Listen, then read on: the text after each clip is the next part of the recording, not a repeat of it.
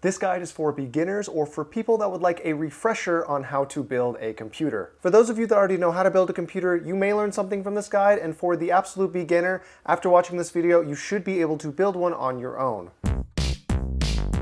If I had to compare it to something, your processor is like the heart of your computer. So with that in mind, the first thing you need to know is which processor are you going to buy? In order to find that out, the first thing you need to ask yourself is, what do I need this computer to do?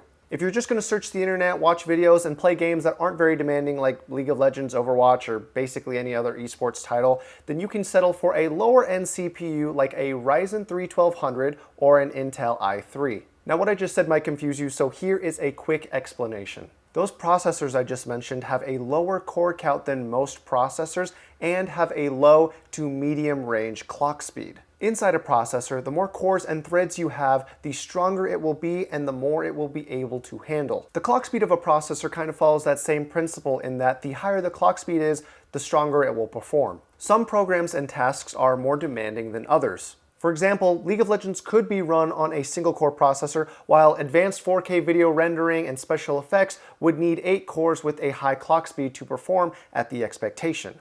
If you want the best processor for you, look up the game or programs that you plan on running with the phrase recommended requirements afterwards, and there should be plenty of articles or videos telling you which processor you should get. As the name implies, this part is to keep your processor cool. A processor gets very hot while performing tasks and needs help staying cool in order to keep doing so. Without a cooler, your processor would fry. Now, most processors have an automatic shutdown feature when they get too hot, but either way, you never want your processor to get there. There are two main ways to cool your processor, which are air cooling and liquid cooling. Both have their benefits, but for a beginner, I would recommend air cooling since it's a little bit easier to install. Now, some manufacturers sell CPU coolers with their processors, like AMD with their Ryzen chips. Most of the time, these processors are sufficient, but if you plan on doing something like long-term gaming or extreme content creation, then I highly recommend getting a beefier cooler.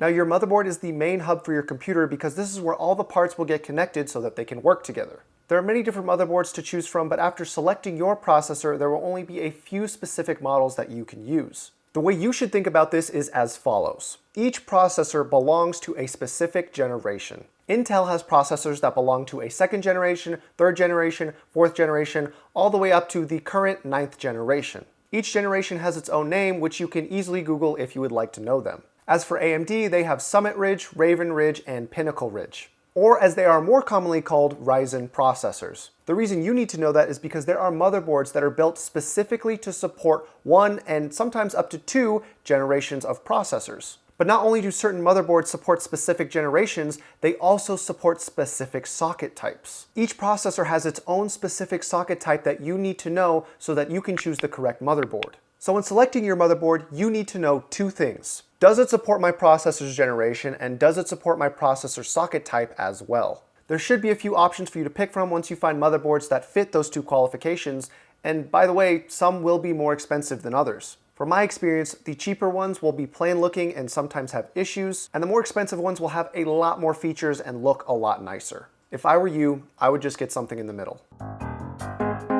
RAM stands for Random Access Memory. The more you have, the more internet tabs and programs you can have running at once without experiencing lag. Some programs require more RAM in order to run smoothly. To make this simple, if you plan on streaming while gaming or doing content creation, get 16 gigabytes of RAM. If you're just going to game, search the internet, and watch videos, then get 8 gigabytes of RAM. You can get less or more than that if you want, but since this is a beginner's guide, that's my recommendation for you. Also, small side note, if you're buying an Intel processor, the frequency of your RAM really does not matter all that much. But if you're getting a Ryzen processor, try to get higher frequency RAM if you can afford it. It will help with your performance, not necessarily enough for a beginner to notice, but it will definitely help.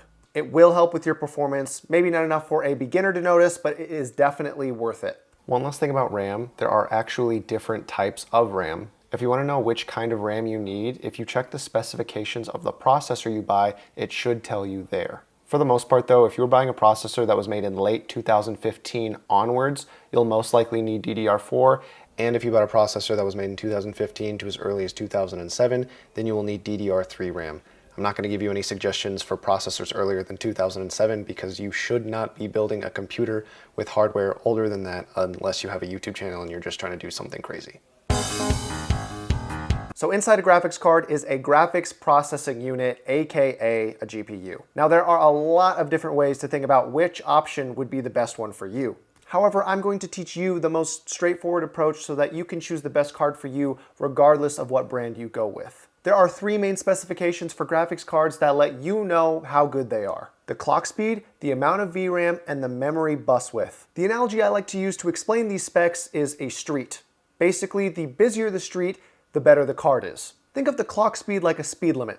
The higher it is, the faster the cars can travel down the street. Think of the amount of VRAM like how many cars go down the street per cycle. And then think of the memory bus width as how many lanes there are on that street. The cars are supposed to represent data, and basically, the more cars you have moving and the faster they can travel, the better performance you will get out of your graphics card. However, if you can't understand that analogy, here is my recommendation to you. Do not ever get anything lower than 1000 megahertz clock speed, 2 gigabytes of GDDR5 RAM, and 128-bit memory bus width. It's not that specs lower than that are unplayable, but they will definitely be less enjoyable. This one is pretty easy to understand. You need a power supply so that all your parts can have the power to run. Parts like your processor and graphics card will have a recommended wattage when you look at their specifications. If you add up that recommended wattage and buy a power supply with that much wattage, you should have more than enough power to run your computer successfully.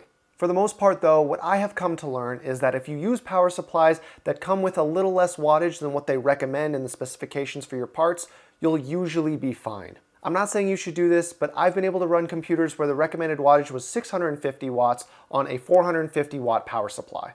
The other specification you need to look out for when buying a power supply is the rating. From lowest to highest, they are as follows. Non-rated, 80 plus bronze, 80 plus silver, 80 plus gold, 80 plus platinum, and 80 plus titanium.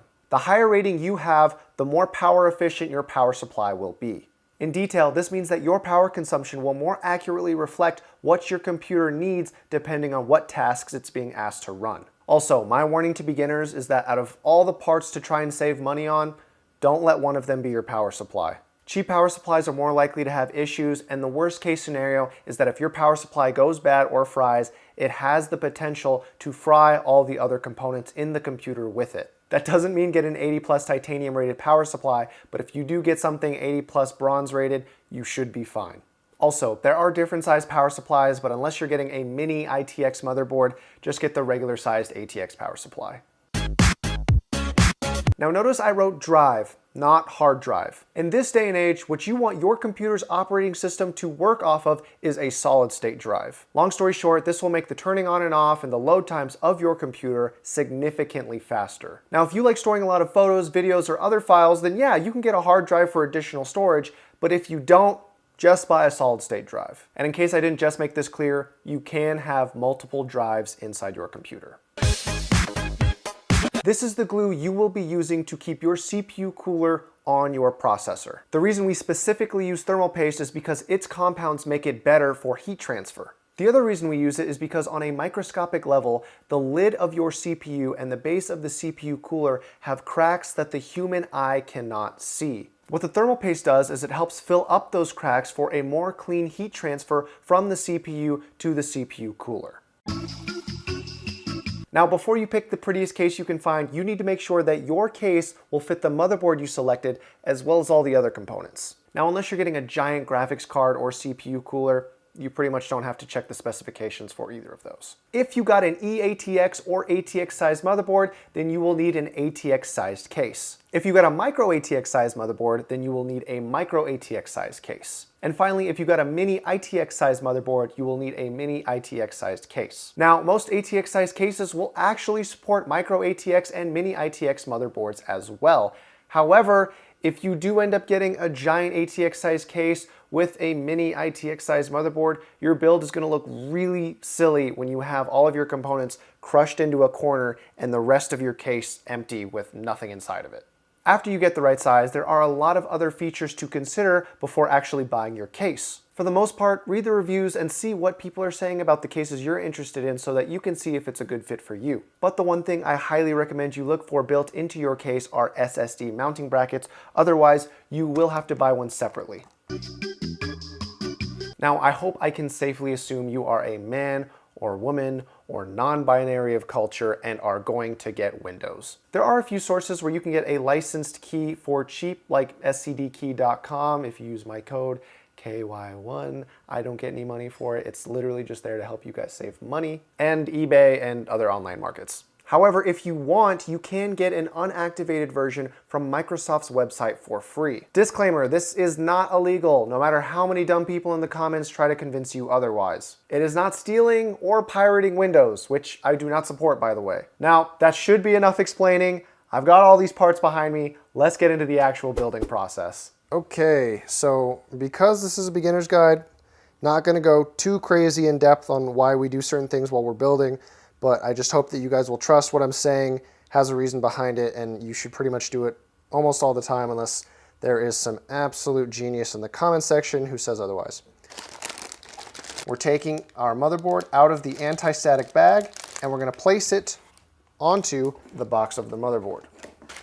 The reason we put it on top of the box is because there are pins back here that we do not want to scratch or break.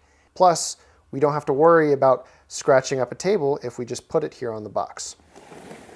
Static electricity is the #1 killer of computer components. I mean, maybe not the #1 killer, but it definitely can happen. If you are very nervous or scared about that happening to you, it is unlikely it does, but it can happen. You can get one of these. They're called anti-static wristbands. How they work: strap it onto your wrist, clamp this onto metal that would keep you grounded so that no static electricity can travel through your body. Unless you're dancing on carpet in socks, you really shouldn't be worried about static electricity. But if you want peace of mind, they cost like $6. I'm not using this. I just thought I would show it to you just in case you want to get one. We're getting our processor. Sorry that mine's a little dirty. It's used. I got an i5-6400 from Intel. This is a 6th generation processor and its socket type is 1151. This motherboard is a Z170 by, I think, Gigabyte? Yeah, by Gigabyte. Based off of those numbers, I personally know that this motherboard is an 1151 socket and supports 6th generation and up to 7th generation Intel processors. If you want to know just off the top of your head like I do, what I highly recommend you do is search what generation processor is compatible with what motherboards. Now, because this is a Z170, the Z indicates to me that this motherboard is overclockable. This processor is not overclockable. Some of you might think that's a waste of money, but like all my other parts, I got this used for a very good deal. So I'm using what I have available to me.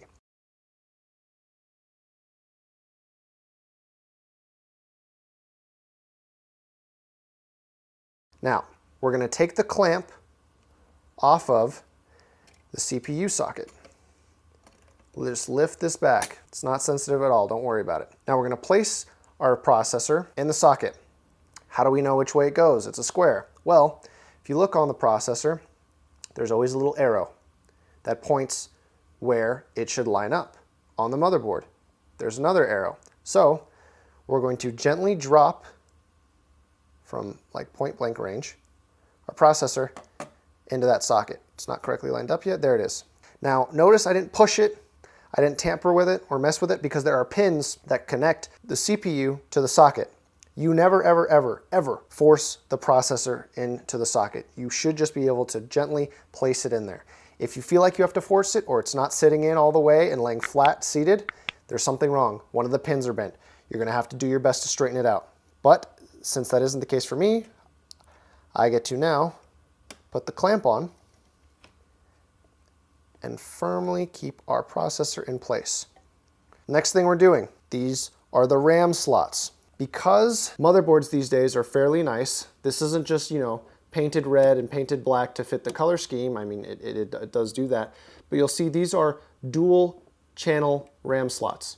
Now I could go on about that, but just know that because they're color coded, if you get a dual set of RAM sticks, which you typically should, you will place the RAM sticks into the corresponding colors. Since I know I'm going to be working with a fairly large air cooler, I'm going to give myself a little bit of space, and I'm going to take the RAM sticks that I have here, and I will line up the pins and gently place them in here.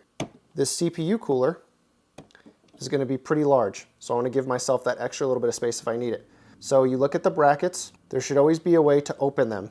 This side does not pop open, so it's a one side open for the bracket. Most new motherboards work like that. And I'm gently placing it in the DIMM slot, is what we call this, and pushing it all the way in until I hear that click. Both sides. Now I know that my RAM is correctly placed inside the DIMM slot. And push it in until I hear that on both sides. So now that I know my RAM is correctly placed inside the motherboard. Next thing we're moving on to is the case. Put this to the side. Now, you might be wondering, why does this case have a see-through panel? Well, tempered glass and looking inside your build these days is kind of a trend. It's very popular. It looks nice, you know? I like my cases that way. If you want to get one that way, there should be a lot of cases like that for you to choose from. So, looking inside this case, again, this is used. Yours will be brand new. They'll have the case wires wrapped up nicely for you. This case is a nicer one. It's by Corsair. I don't remember the specific model name off the top of my head. I know it's an expensive one. This one comes pre-installed with nice Corsair cases. 2 in the front, 1 in the back. Now what we're looking to do is mount our motherboard inside this case so that we can continue building. But the first thing you want to do, because I always forget this step whenever I'm building by myself, that I/O shield that came with your motherboard, this little thing, you're going to pop this in and you're going to place it in between the case and the motherboard. If you want, a nice and easy way to do it would be to kind of place your motherboard in the case and try to pay attention to where these line up with the outputs of your motherboard. I can tell that mine are going to go in this way. And I'm going to pop this in here through the side. Now I know you're not getting a good angle, but what I want you guys to know is that when you are putting this thing in, it's a little rectangular shape. It's got these little silver wedges on the outside that are meant for you to pop in to the case, and when you get it right, you should hear a little pop. Still push. See, like that. See, I'm pushing. There we go. Now I can seat my motherboard. Now some cases will make you screw in these little raised bits before you can screw down your motherboard. So that's where I know I'll be able to put a screw through my motherboard to line up with these little screw bits. I've got 6 here. I could definitely put in another one. I'm a little bit lazy. I usually don't put in every single screw through to my motherboard. You probably should do that, and I'm showing you bad practice. So I'm making sure that my outputs on the motherboard line up with the I/O shield, getting all the case cables out of the way first. Make sure that they're pushed through the side. And what I'm checking for here is to see if the outputs on the motherboard are going through the I/O shield correctly and that the holes line up correctly so that I can screw through into the case. Most cases will come with a bag full of screws. Not most, all should. And what you're going to look for is the screw that it's got a circular base with a hexagon screw head. And it works with a regular Phillips head screw or screwdriver. So what I'm going to do now is I'm going to put this screw in right where I see the hole lines up. We'll start in the corner, gently trying to get the screw in there. And it's threading. So now I'm just going to screw that down until it doesn't go any further. Perfect. Now I've got one down. Now what you want to do when you're screwing these down is you want to go on diagonals if you can, because what's going to happen with motherboards, especially if you're working with smaller micro ATX motherboards, is that if I just started screwing all on one side, what's going to happen is the plastic that holds this motherboard together is going to start curving upwards, and it's going to be very difficult to screw down the other side. So in order to avoid that, I'm going to take this screw and screw it down diagonally on the other side so that I don't get one side completely popping up. Screw it down. We're going to fit off this diagonal now.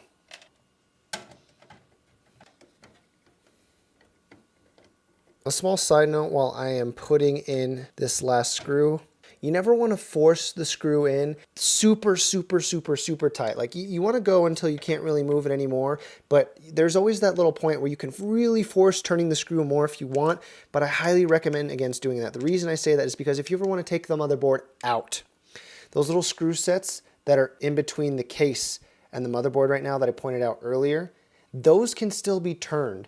If you screw this too tight and you start turning those at the bottom, you've basically permanently fixated this motherboard to this case. And something I highly recommend doing once you get into PC building is making it so that you can reassemble this, because what you can do and what you should do is when you look to upgrade your computer, is you make it easy to sell your old one so that you can subsidize costs for the new one. So we've got the RAM in, the motherboard's down, mounted on the case, processor's in. We could do one of two things right now. We could put in the graphics card, or we could put in the CPU cooler. Either one works. I personally am going to go for the graphics card next, so I'm going to get that out right now.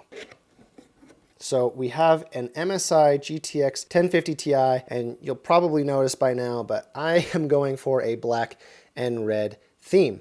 It's not really anything that you should be too concerned about your first time around, but if it's something you want to do, it does make the aesthetic of the computer look a little bit nicer. Now you'll notice here with this motherboard that this has 3 PCIe Express 16 slots.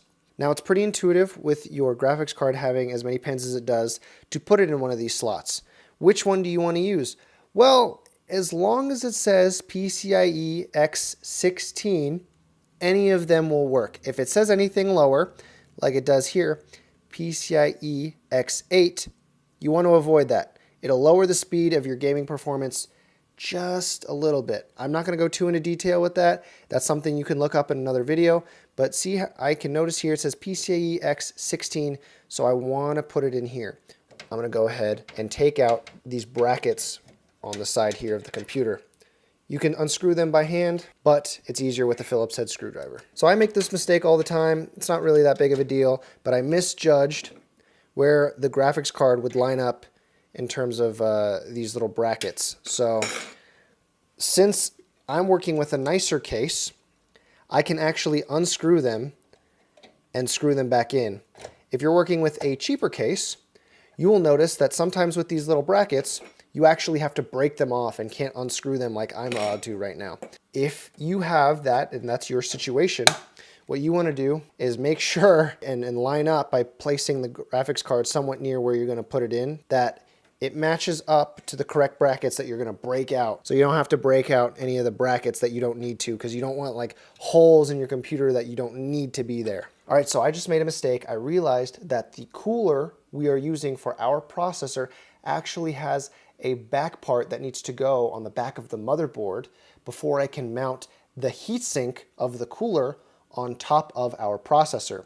Fortunately, I haven't gone too far into this build, so what I'm going to do now is I'm going to unscrew all 6 of the screws that we've used to mount down our motherboard into the case and try to gently slide that bracket into the back so that I can put the CPU cooler onto the processor when I get time. So this isn't the first time I've made this mistake, but this is a good teaching moment. I hope that you guys know when you're building a computer, you will have these little slip-ups. It will be a little bit frustrating, but don't beat yourself up too much. It happens to everyone. This is probably like my 30th build, and I've forgotten to do it now. So if you forget to do it on your first one, not a big deal.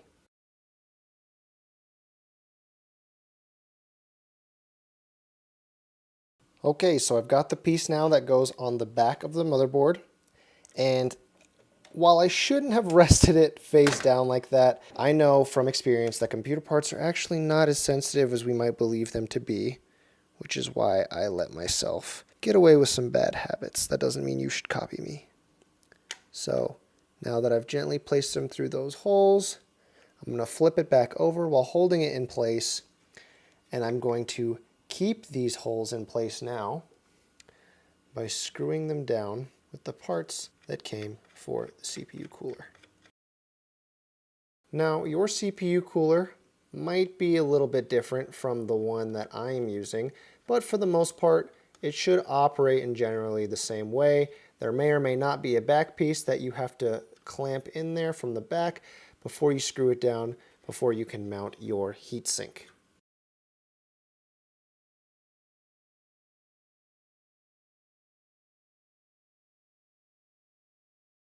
Now, I didn't mention this before, but with your graphics card, the same principle kind of applies with the RAM, where you're gently pushing down until you hear that snap in. Once that happens, you can take those same screws, or different screws, depends on your case, and screw the GPU bracket down in place, because the fans on your graphics card are going to be spinning pretty fast. And if you don't have this thing screwed down securely, your graphics card's going to shake, and you're going to hear it in your computer when you turn it on. I've had that before. It gets very annoying very fast. So make sure this thing is in a secure position. So now the next step you would believe that you would want to put in the CPU cooler, the heatsink, and the fan that go with it, but we're not doing that yet. The reason we're not doing that yet is because I'm going to show you guys all of the different connections really quickly that still have to be made. So we have a case fan connection here. We have the CPU power here. We have the CPU cooler right there, the 24-pin motherboard power connector here, potentially another system fan here. We have the USB here, and we have some case connections for the panel right here. Now, like I noticed up here, if I put in this giant heatsink, and this isn't even all of it, this is the fan that still needs to be attached to the side. If I put this in right now, it would not be easy at all to reach back here and put those extra connections in. So what I'm gonna do to make this a little bit easier on myself is I'm gonna open up the back side of this case now, and I'm gonna start installing our power supply so that I can correctly cable manage everything the way that I want it as best as I can before I put in our CPU cooler. So your case might be bigger. There might be more space for your hands up here if you were to install your CPU cooler before plugging everything in. But I'm noticing here that's not going to be the case for me. So I'm going to go ahead, install the power supply, make sure I have all my connections made to the motherboard the way that they need to be. So power supply, let's unbox it. Now it should be pretty intuitive where this thing's going to go. We're going to take this, put it at the bottom of the case. Now, there's a big debate sometimes, well, it's not too big of a debate. Most of the times people would say the fan should actually be facing downwards so that any dust gets blown out through the bottom of this ventilation system in the case. However, you have to take into consideration the airflow coming into your case and the airflow leaving your case. Now, if I look at the fans here, I can tell that because the blades, they're kind of showing this way instead of this way, I guess concave, convex, I don't know which one it is, but because the fan blades are bent like this, I know that air is going to be sucked in and blowing this way into the computer. And if I look at the two front panels, because they're faced like this, pointing outward, I know that air will be blowing out through here. So the only air coming into this system is actually right here. So if I really wanted to, I could flip this fan face up like so, but I know how good Corsair fans can be. And I know that if I really feel like I'm lacking airflow, I can install some more fans up here. So what I'm gonna do is install the power supply with the fan facing downwards. Every case is pretty much the same. There are 4 very obvious screw holes that you need to line up for your power supply on the side. 1, 2, 3, 4. They're pretty much all directly in the corner. It is very obvious where these screws should go. So once you got your power supply lined up with the rectangular hole, screw the screws in.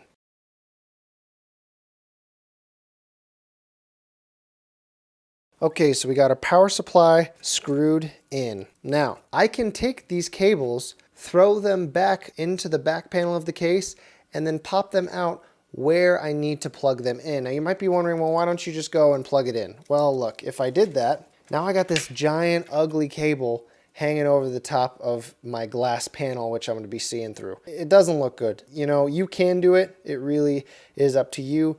But like me, once you start to really like and enjoy PC building, you don't really want to settle for mediocre. So what I'm going to do is I'm going to pick out the cables that I'm going to do first. So I'm actually going to go up with this tougher one here.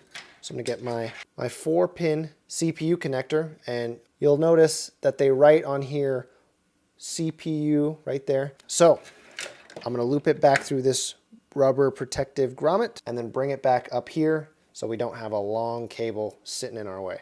You need to take off the back panel, so follow along as I do this.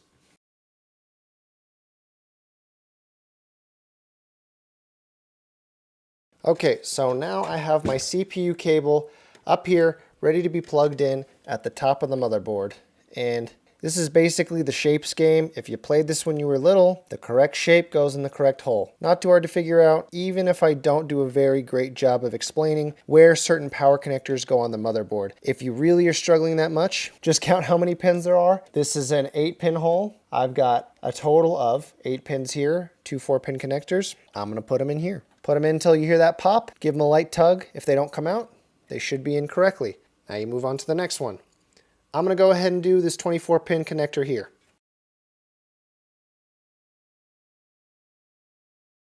All right, got the 24-pin connector ready to be put in. Now you'll notice most 24-pin connectors like this, they go 20-pin, 4-pin. It's a little weird. Sometimes it's hard to handle. But because we properly planned plugging our cables in before installing our CPU cooler, we have plenty of room to wiggle around and make sure that we plug everything in correctly. Another connection we need to make is for our graphics card. Now, not all graphics cards require power. You can tell right here by looking at this 6-pin connector that this one needs power. So what I'm going to do is I'm going to look for a VGA cable right here. See that this one has 6 pins? That's what we'll be connecting into here.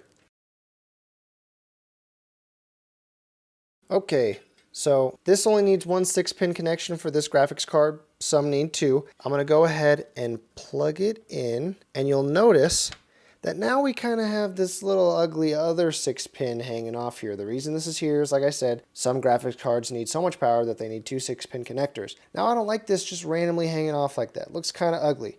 Could you cut it off? Yeah, I mean, you could, and this would work fine, but then you'd have to worry about exposed wires. Now I'm going to take one of these twisty ties that basically come with every computer package you'll ever buy and just gently lay this cord next to the other and tie it off. Looks a lot better already. Now that I've gotten all of our power supply connections to the motherboard, processor, and graphics card, all that's left is to make sure I have all of the case cables connected to the motherboard as well. We'll do this one. This one's pretty simple. This is for the USB ports at the front of your computer. And if you have a newer motherboard, which I really encourage you to get, it's really easy to line this up. Like I said, shapes game. But most of them just really big inside the port say USB 3.0. So go ahead and find one that's very comfortable for your cable and just pop it in there. Very simple. All right, so now we're going to be doing what I think to be the hardest part in a computer build process, which are the panel connections.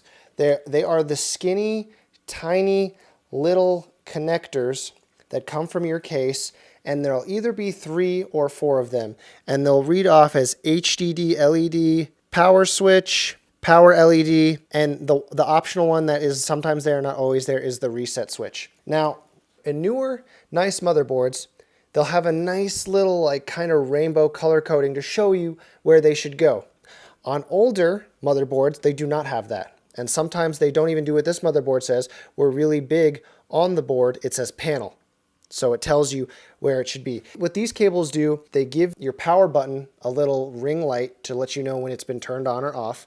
And it allows your power button to work in general in the first place. Each of these little cables has a positive cable and a negative cable. Most of the time, what has worked for me so that you don't always have to read the manual is making sure that the writing on that cable is facing outwards. They're never facing inwards towards each other. That's usually all it takes to make sure that you get the positive and negative cable oriented in the right direction. Because if they're not oriented in the right direction, if it's facing the wrong way, it's not going to work. So I don't need to pull up the manual for this motherboard because, like I said, this is a nice motherboard. It tells me right below the little rainbow pattern where the power LED, the power switch, the reset switch, the HDD LED, where all that goes. The part of this that is really the most painful part after identifying where it goes is gently making sure you get these pins to go in correctly. I cannot emphasize how often it's taken me to get, I'm going to just go ahead and start trying to do this, how often I have failed numerous times trying to get these little pins in the right spot just because they're so skinny and so small.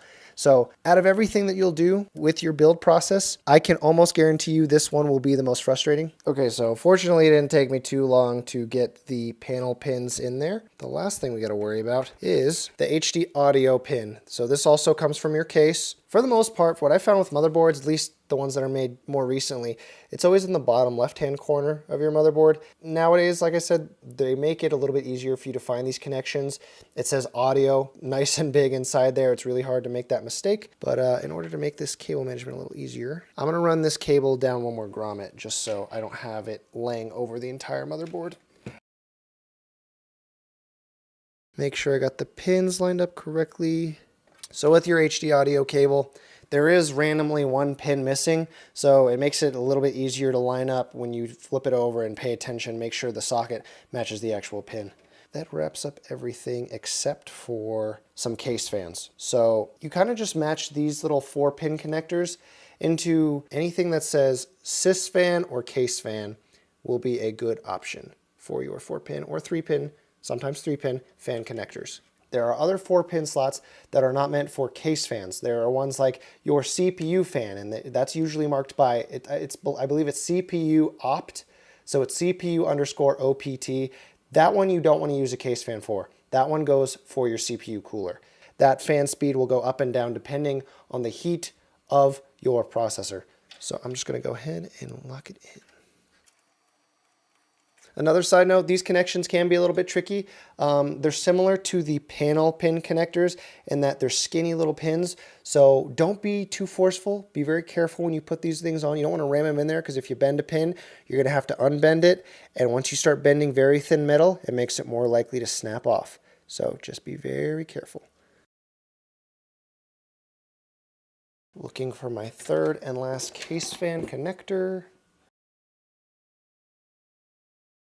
So it looks like everything but our CPU cooler has been plugged in and installed, obviously other than our solid state drive. So what we're going to do now, these extra pins or these extra connectors, we might still need these later in the future. We don't know, but we don't just want them hanging out laying on top. So what we're going to do is we're going to take all these connectors and we're going to push them through these rubber grommets into the back of the case.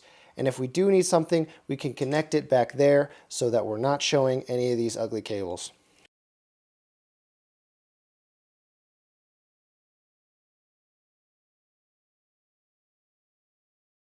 So I know that we will need these SATA connections. You can tell that they're SATA by the little L when you look inside the pins.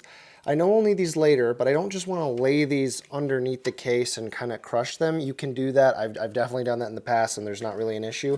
But just for the sake of now, just so these kind of don't get crushed so that viewers like you get bad habits, I'm going to tie them up with another twisty tie and kind of throw it in a socket, well not a socket, in an opening in the case.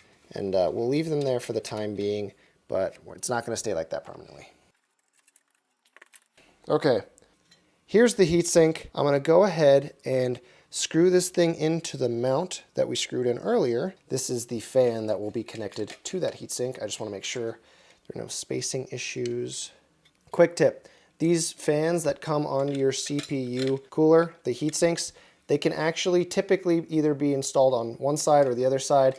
I think for the most part they always come pre-installed, so the fan snaps on, like I just have it now. In order to get it off, you just kind of lift these little clamps. So because this heatsink will be in here, and we're going to have air coming in right here, blowing onto the heatsink, I'm actually going to switch sides and have the fan placed on this side so we can get a better use of our airflow. Because if the air's blowing directly onto here, we don't need a fan kind of getting in the way of that. This metal is going to get really hot because it's going to be sucking that heat up from the processor. So what I hope what will happen is that air will blow into the heatsink, cool that down, and this fan will suck the air off of the heatsink and make it even more cool. That's the hope, at least. Now that we've got it snapped on, we're going to go ahead, line up the screws, and get our CPU cooler in place. Oh, guess we can't get it in place because the fan is actually in the way now. So, screw the heatsink down first, then install the fan afterwards. Hi, this is Chris from the future, and I'm here to let you know that for whatever reason, the footage of me applying thermal paste onto the processor is corrupted for whatever reason. And as much as I would like to be able to demonstrate that for you, I'm just going to let you know how it kind of went down. Basically, you take your little tube, you uncap the top, you put a little pea-sized drop on it. There are a million different ways people tell you all over YouTube on how to apply thermal paste. I go with a little pea drop. Other people say X, they say a little line, they say a little swivel, an S, whatever. I put a little pea drop in the middle because once you put the CPU cooler on top of it, it's going to mush and spread out. And the most important thing you want to do is cover the very center of the processor You want to cover the whole top ideally, but the main source of that heat is coming from the little silicon chip right in the middle of your processor. So enough from future Chris. Let's go back to the video, but I just thought I'd let you know that I did apply thermal paste, so don't think I didn't. Same rules with screwing apply as last time. Screw it down, not so tight that you ruin the screw connector underneath, and always do a diagonal. You should always expect the fourth and final screw to be the most difficult. It's always the one that wants to go down the least. Okay, perfect. So it's on there, looks good. Now I notice that before I can put this fan on here, that the CPU opt port that we talked about earlier is actually going to be blocked if I just go ahead and slide and clip the fan on. So what I'm going to do is I'm going to attach that before, if it'll go in.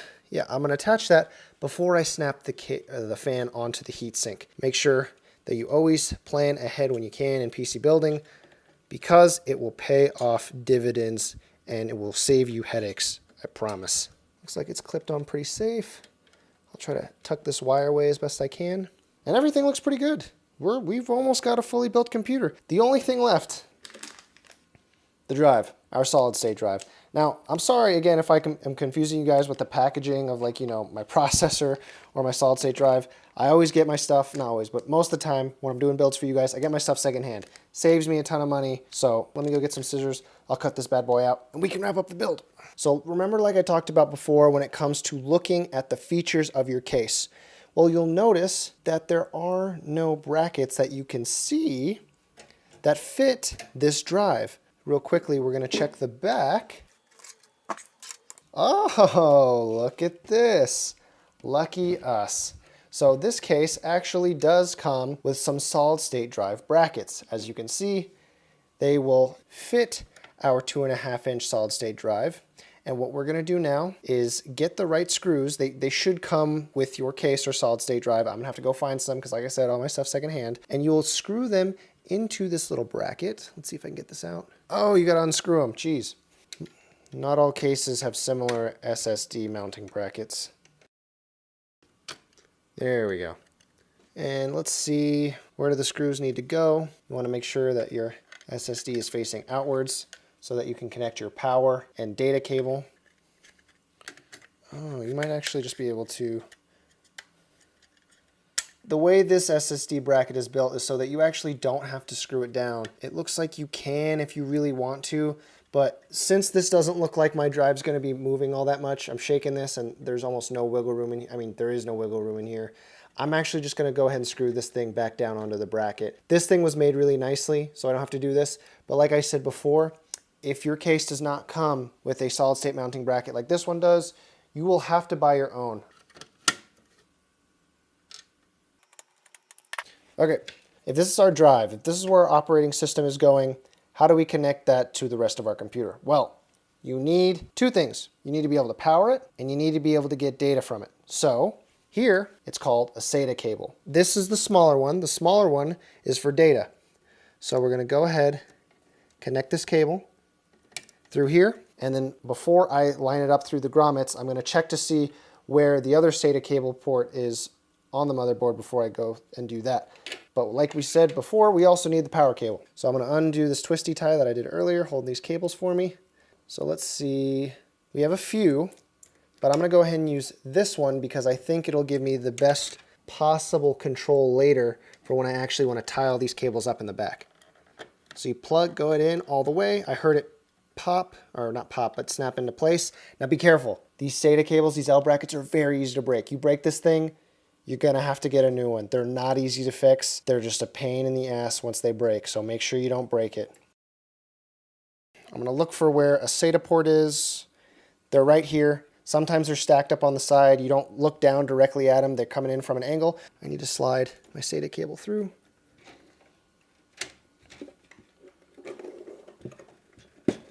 Now, on this motherboard, there are 6. You can typically plug them into any one. It really doesn't matter. So I'm going to try and get this into port 0. Boom. Got that into port 0. And technically, right now, if we plug this computer in, everything should work. But before we do that, because I'm going to teach you guys how to build a computer the nice looking way. We got to manage all these cables. Now what I do most of the time is I take all these things, and if I can hide them and they don't show when I'm looking through them in the front panel, it's like they don't exist. But I'm going to do a little bit of a better job here, and I'm going to try and tie these off with that one little twisty tie. So these cables line up here pretty decently. Under here, wrap these bad boys up, clip that off to the side, lay them over here. Now they're not so loose. The SATA cable and the CPU fan, you know, they're not going to flop around too much. This cable management, for me, it's not perfect. I'm not going to be plugging in any more drives to this build. So now I'm going to take my back panel, which we removed earlier, put it back on, slide it in. Perfect. Take those two screws, flip this bad boy back over.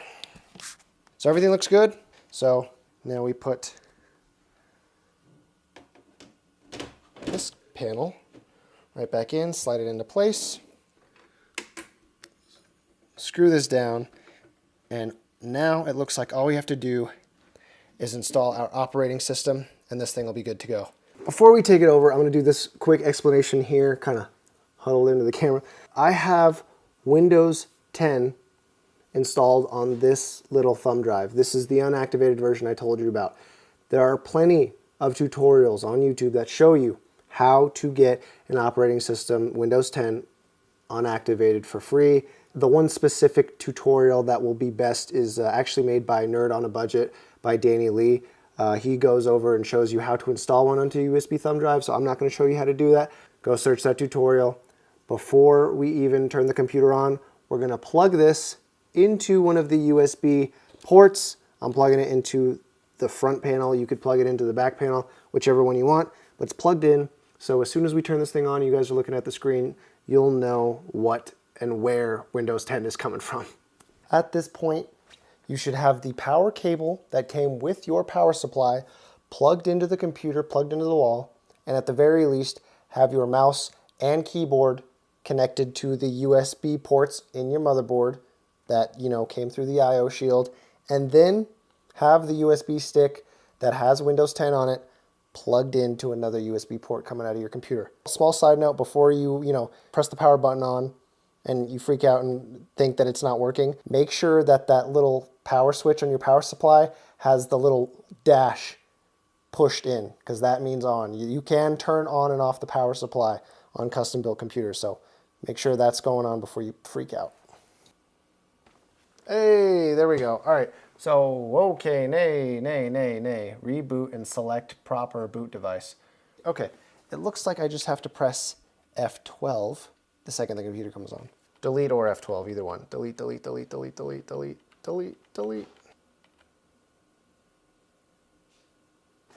Perfect. Okay, so we're going to the BIOS tab in the UEFI, and boot option 1 right now is the SSD, which it should be most of the time. But right now, since there's nothing on it, it won't boot anything. So we're going to choose our boot option number 1, and we're going to select it to USB disk, because that is what our operating system's on. And then boot option number 2 is now our SSD. So with that, we're going to move up to save and exit, hit save and exit setup. Double click that, save configure and reset. Click yes. Now the computer's resetting. We should be booting off of the USB stick with Windows 10 on it now. Perfect. All right, here we are, Windows 10. Hit next, click install now. Okay, so here we go. Activate Windows. You're gonna go down to this blue text, click I don't have a product key. Now it's gonna ask you which Windows 10 you want to install. I always do Windows 10 Pro. Click next, click that you accept the license terms. Everything from here on out should be pretty straightforward. After you have a computer that has installed Windows successfully, it's going to reset a few times.